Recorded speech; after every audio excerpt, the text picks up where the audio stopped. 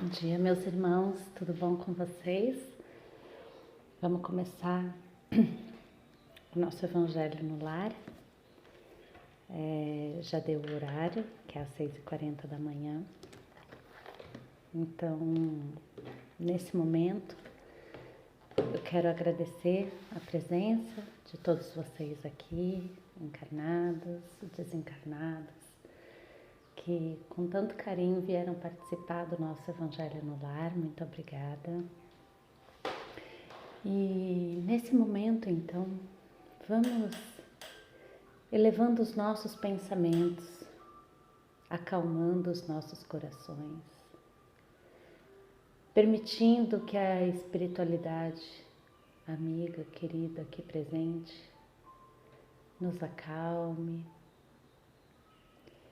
E nesse momento vamos nos esvaziando de nós, para que o Senhor Deus possa nos preencher de Ti. Colocamos em Tuas mãos todas as nossas angústias, os nossos medos, as nossas inseguranças, os nossos desgostos. E vamos nos esvaziando completamente de todas as amarguras que nos afligem. E permitimos a sua doce influência. Permitimos que o Senhor nos preencha com todo o seu amor, confiança, segurança, fé, coragem. E assim nos renovamos.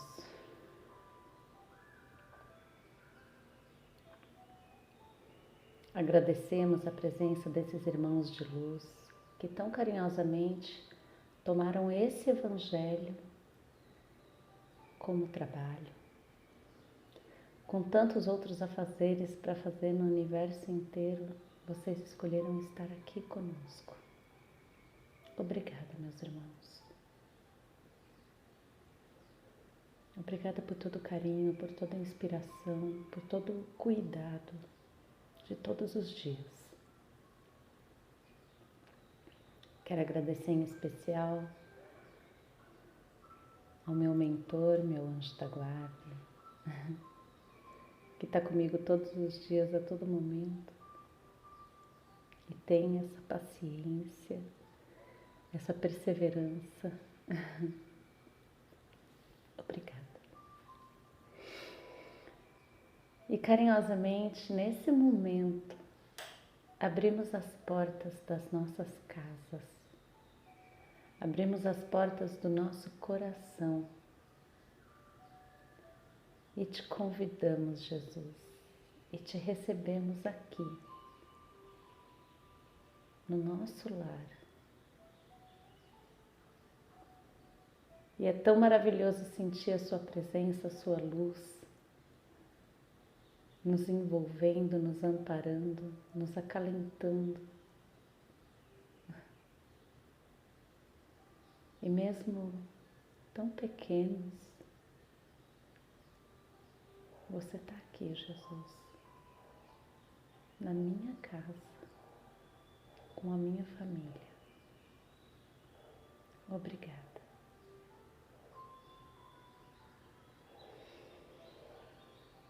E eu elevo meu pensamento a Deus e agradeço, Senhor. Agradeço por permitir que todo esse exército de luz esteja aqui, nos amparando, nos assistindo, nos educando, nos inspirando. Obrigada, Senhor. Obrigada por todas as oportunidades, por todo o aprendizado, por todo o seu amor.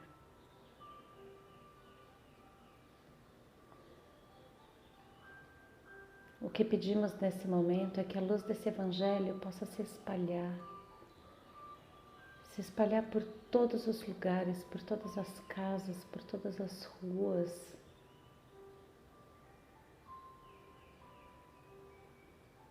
E que esse Evangelho nesse momento aconteça, Senhor, como se ele estivesse acontecendo em todos os pontos do universo. Que o seu amor se espalhe.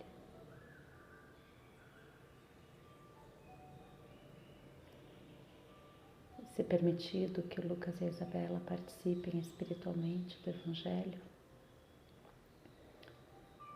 eu peço nesse momento que eles estejam aqui conosco durante o sono deles. Mas se não for permitido, que eles sejam carinhosamente envolvidos pela luz desse Evangelho.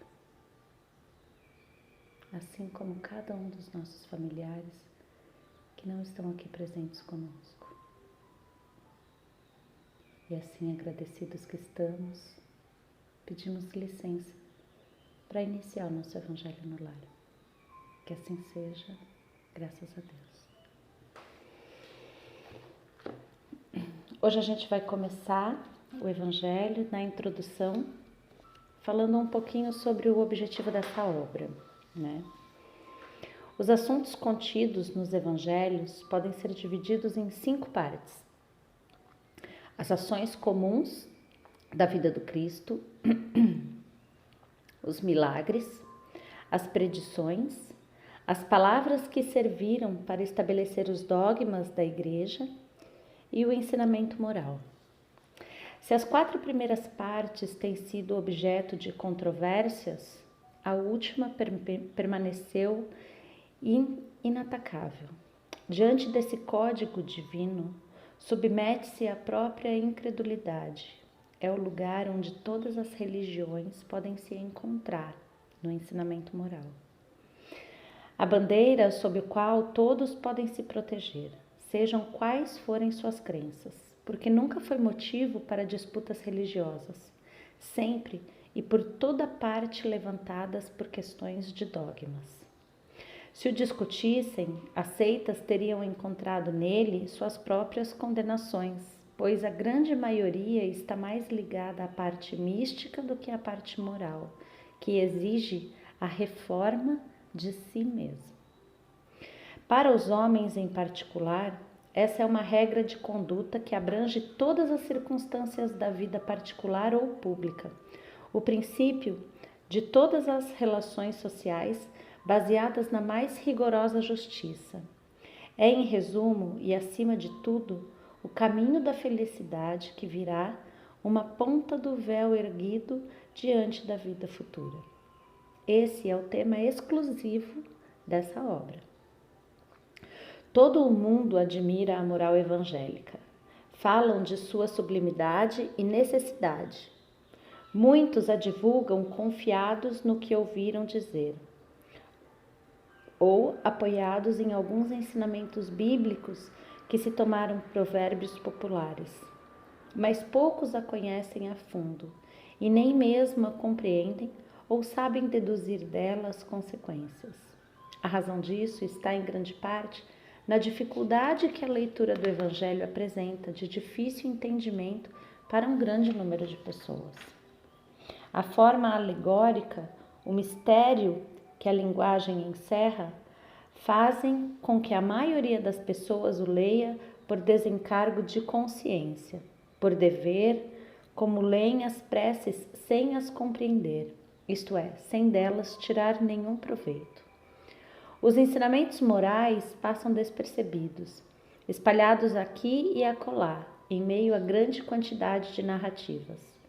Torna-se assim impossível compreendê-los como um todo e fazê-lo objeto de uma leitura ou de meditação em separado. É bem verdade que foram escritos tratados de moral evangélica, mas a adaptação ao estilo literário moderno lhe suprime a simplicidade primitiva, que lhe dá ao mesmo tempo o encanto e a autenticidade. O mesmo acontece com os ensinamentos morais isolados, reduzidos às suas mais simples expressões proverbiais. Não são nada mais que lições que perdem uma parte de seu valor e de seu interesse pela ausência das particularidades e circunstâncias em que foram pronunciadas.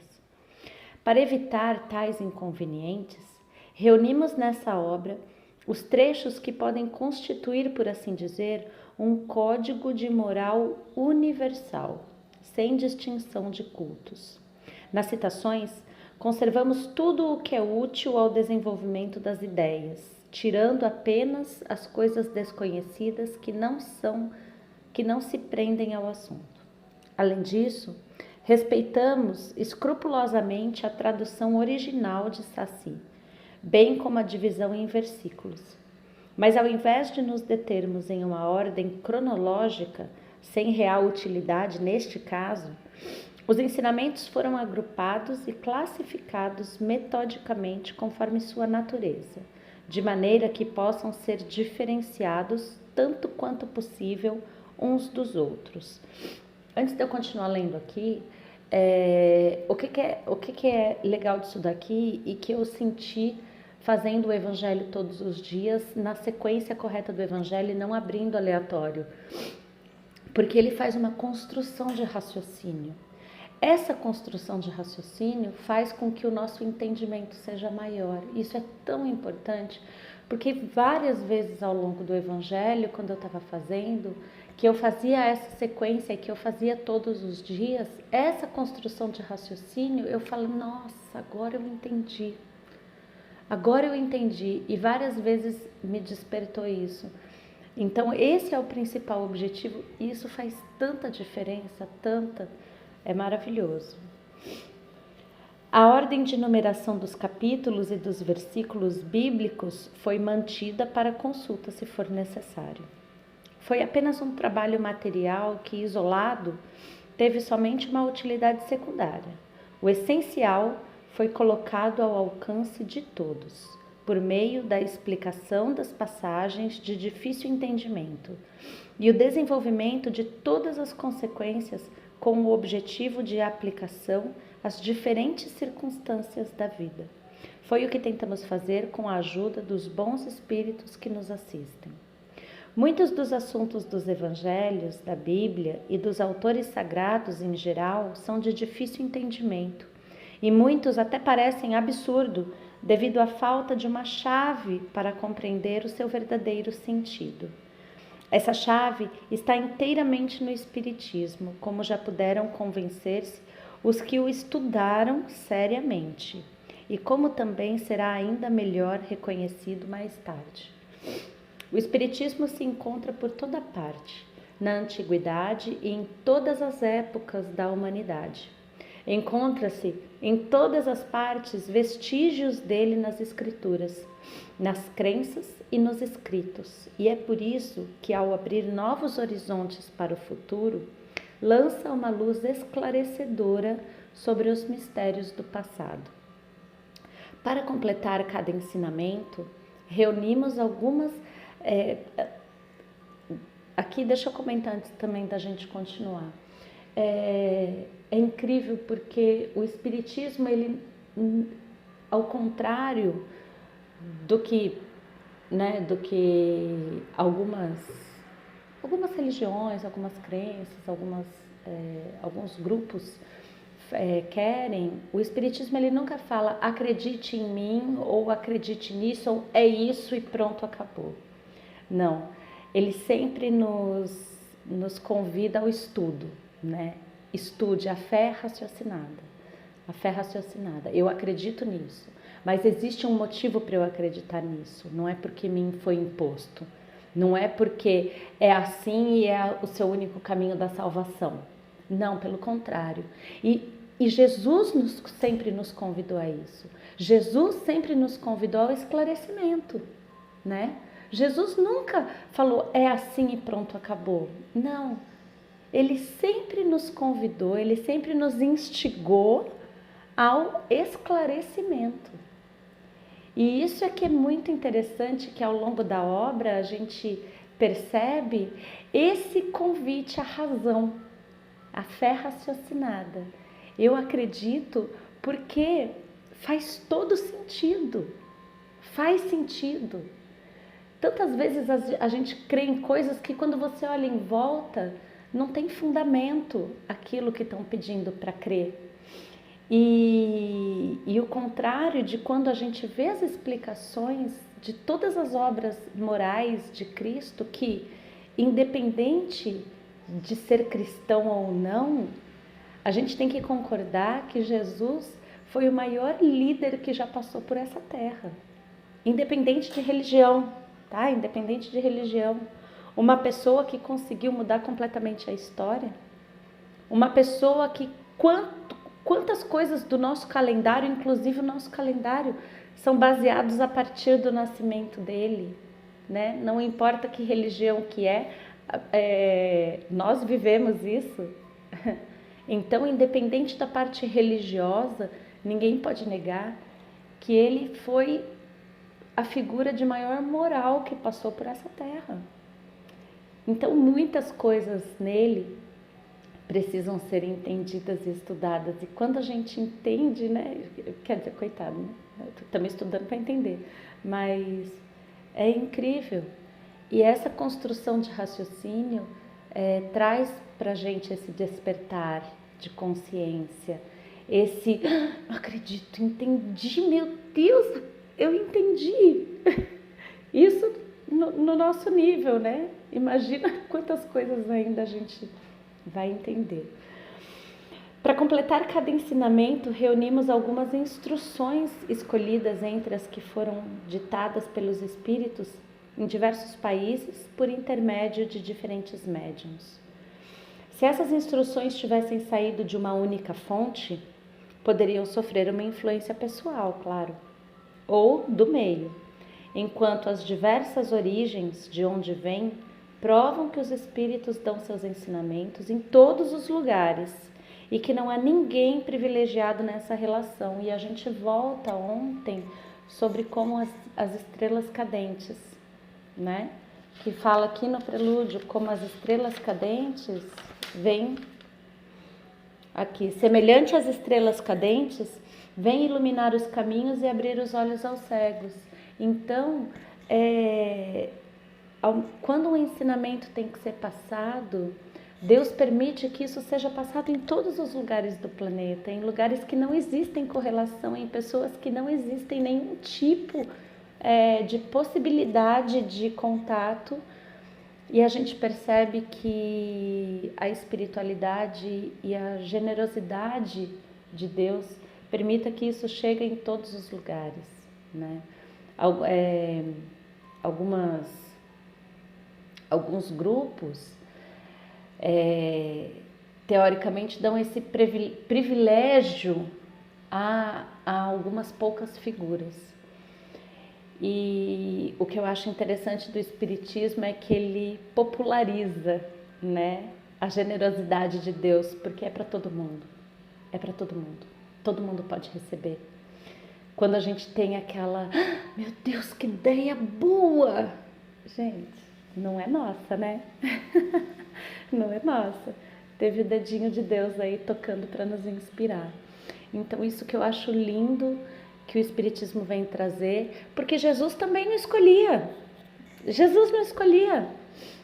Ele compartilhava com todos, né? E isso é lindo, porque foram ditados aos espíritos em diversos países por intermédio de diferentes médiuns aqui, e que não há ninguém privilegiado nessa relação, porque é para todos. Deus não tem preferência de filho, né? Todos os filhos são seus preferidos.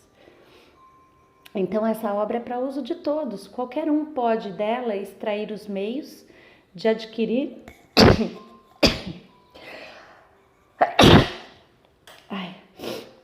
todas elas, qualquer um pode dela extrair os meios de adequar sua conduta à moral do Cristo, que hoje para nós, gente, é a maior referência. Quando eu crescer, eu quero ser que nem Jesus.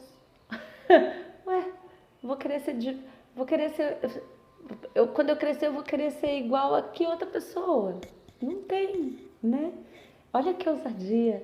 Mas é essa ousadia que que Deus quer da gente, gente. Tem alguém melhor para você imitar do que Jesus? Sabe quando você tem que tomar uma decisão e você fala assim, o que o fulano faria? Né? E normalmente você pega uma pessoa que você tem como grande referência, né? Que você confia. O que Jesus faria? A gente tem figura melhor para você falar, ai meu Deus, o que Jesus faria? Ai, Renata, não é, gente. Por que ele veio? Por que ele veio? Ele veio para isso. Ele veio exatamente para mostrar pra gente como deve ser.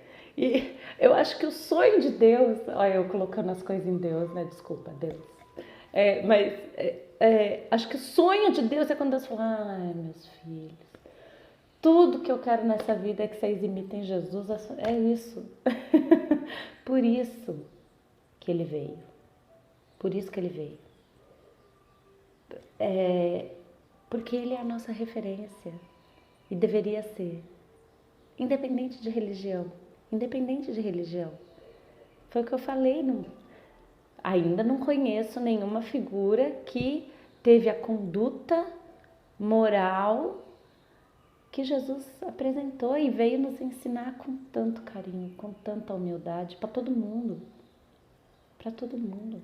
Não foi, senão ele poderia ensinar, né, só para os grandes sacerdotes. E não. Era para nós mesmo, era para a turma que ele veio.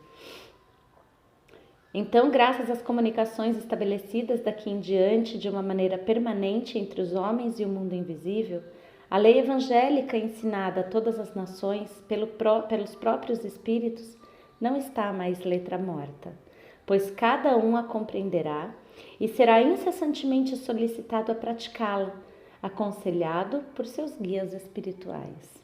As instruções dos espíritos são verdadeiramente as vozes do céu, que vêm esclarecer os homens e os convidar à prática do Evangelho. Porque o Evangelho, gente, ele não tem que ser estudado, ele não tem que ser decorado, ele tem que ser vivido. O Evangelho tem que ser a nossa prática diária. Quando a gente olha alguém e quando a gente olha uma conduta, deveria ser o Evangelho. E qual é o convite aqui? Porque nos Evangelhos no Lar eu sempre penso, tá, beleza, mas e eu nessa história? E eu nessa história, né? É lindo a gente ler, é lindo falar dos outros, mas e eu nessa história? Pois é. E eu? Será que quando os meus filhos me olham, os meus pais me olham, os meus familiares, quem convive comigo, quem está na rua, quando eu estou passando no supermercado, dirigindo, fazendo o que eu tenho que fazer, será que quem olha para mim está lendo o Evangelho? Né? Porque é em tudo. É no papel que eu jogo na rua, é numa gentileza de deixar alguém passar, é em ser correto quando eu derrubo alguma coisa no supermercado e quebro. Eu levo ou eu boto no canto? Gente, o Evangelho, ele está nos detalhes, ele não está na grandiosidade, está nos detalhes. E quem assistia Jesus no dia a dia dele, normal, lia o Evangelho, né? Estava lendo. E isso que eu acho o maior desafio é nós sermos o Evangelho. Eita, nós. Acho que vai precisar de um tanto de encarnação aí ainda. Mas é esse o convite, né? Bom, vamos então nesse momento novamente elevar nossos pensamentos. E o sentimento é de profunda gratidão, Senhor. É de profunda gratidão. De nos despertar que o Evangelho é uma vivência, o Evangelho não é um livro. O Evangelho é uma conduta, o Evangelho é um estilo de vida. E se a gente puder entender que o Evangelho não é um livro que a gente pega e a gente lê, mas é um livro que as pessoas leem nos observando, que honra, Senhor. Que honra poder entender, que honra poder viver nos teus caminhos. E que felicidade profunda desperta imaginar ter uma conduta dessa todos os dias na nossa vida, de maneira natural, simplesmente ser assim.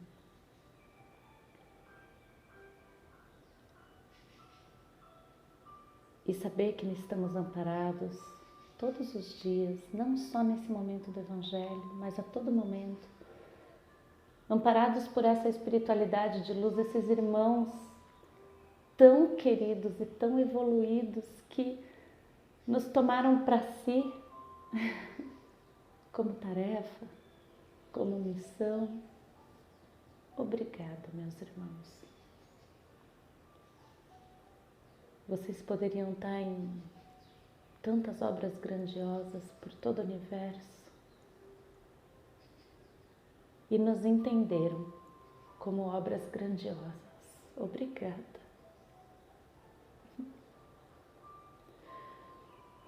Obrigada por harmonizarem e limparem a nossa casa, e eu peço especialmente pela harmonia entre nós, que a gente possa, Senhor, florescer realmente nesse ambiente do nosso lar. Que eu possa ser uma mãe calma, paciente, que eu possa ser uma educadora, Jesus, assim como você foi. Que os meus filhos possam olhar para mim e entender o Evangelho sem nunca ter lido uma única palavra do Evangelho.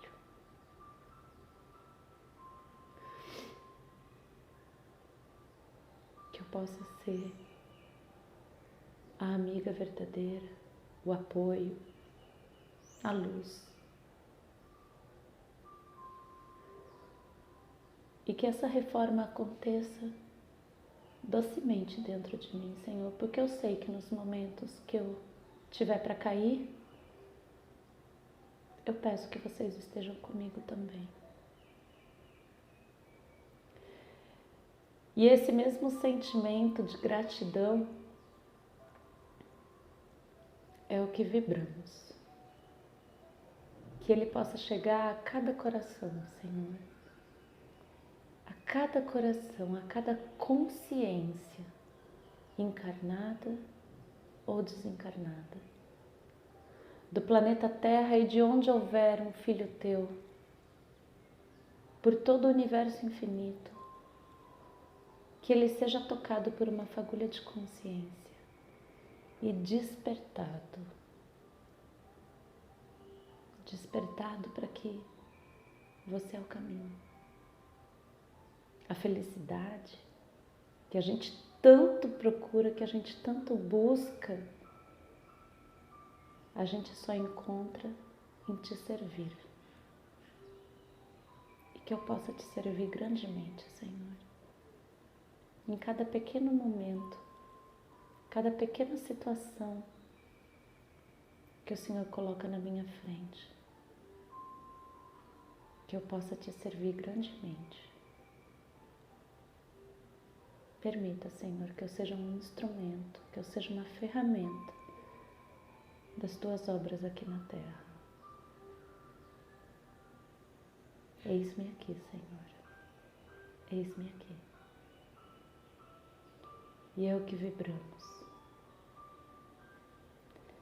Que o seu amor toque os corações mais angustiados nesse momento, em qualquer lugar que ele estiver. E que esse coração se acalme. Calma. Tá tudo bem. Tá tudo bem. se entrega. Confia, só isso. Confia, ora e trabalhe. Serve. E é isso que vibramos. Eu peço fluidificação das águas, que é a nossa parte material, que é a nossa menor parte, seja reequilibrada e restaurada.